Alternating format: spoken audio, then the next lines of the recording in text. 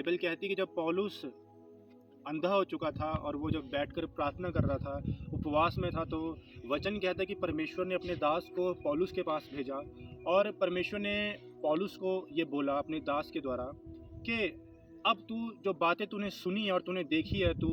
उस बातों का गवाह होगा, यानी कि तू परमेश्वर का गवाह होगा, तू परमेश्वर के सुसमाचार को फैलाएगा। और उसने कहा कि अब तू देर क्यों करता है, उठ, बपतिस्मा ले और प्रभु यीशु मसीह के नाम से अपने पापों को धो डाल। बावजूद इसके कि पौलुस का जो पास था बहुत ही टेरेबल था, उसने परमेश्वर की कलीसियाओं को सताया, लोगों को मारा, घड़ीसा, बहुत कुछ किया, पर फिर भी बाइबल कहती है कि परमेश्वर ने उसे क्षमा किया और अपने कामों के लिए उसे इस्तेमाल किया एज अ टूल, अपने टूल के रूप में अपना दास बनाकर उसे परमेश्वर ने दुनिया की छोर तक इस्तेमाल किया। आज चाहे आप किसी भी गुनाह में, आप किसी भी पाप में, आपको लगता है कि आप बहुत बड़े पापी हैं, आपसे बहुत गलतियां हो चुकी हैं, या अब आप इतने पापों में फंस चुके हैं कि परमेश्वर आपसे प्यार नहीं कर, मेरे भाइयों तो मेरी बहनों में आपको बताना चाहता हूं, जिस तरह परमेश्वर ने पौलुस को क्षमा किया और उसे अपने लहू से धोकर शुद्ध किया और अपने कामों के लिए इस्तेमाल किया, उसी तरह अगर आप भी आज घुटनों को टेकेंगे अपने और परमेश्वर से क्षमा को मांगेंगे, तो मैं आपको बताना चाहता हूं कि वो परमेश्वर जिसने पौलुस के गुनाहों को क्षमा किया और उसे अपने कामों के लिए इस्तेमाल किया,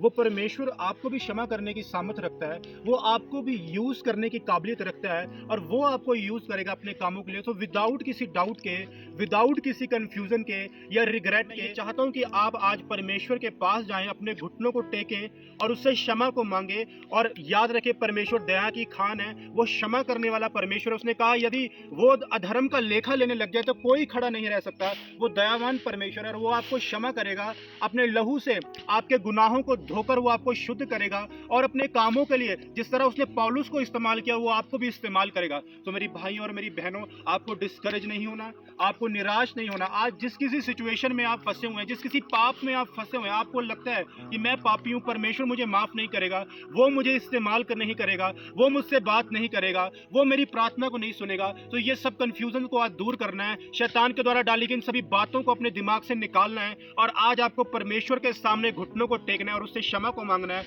और मेरा ये बिलीव है कि परमेश्वर आपको छुएगा और वो आपको इस्तेमाल करेगा जिस तरह उसने पौलुस को इस्तेमाल किया। और मैं विश्वास करता हूं कि इस वचन के द्वारा परमेश्वर ने आपसे बात की है। खुदावंद इस वचन के द्वारा आपको ब्लेस करे, आशीषित करे। और मैं ये आपको कहना चाहता हूं कि अगर आप बिलीव करेंगे इस वचन पर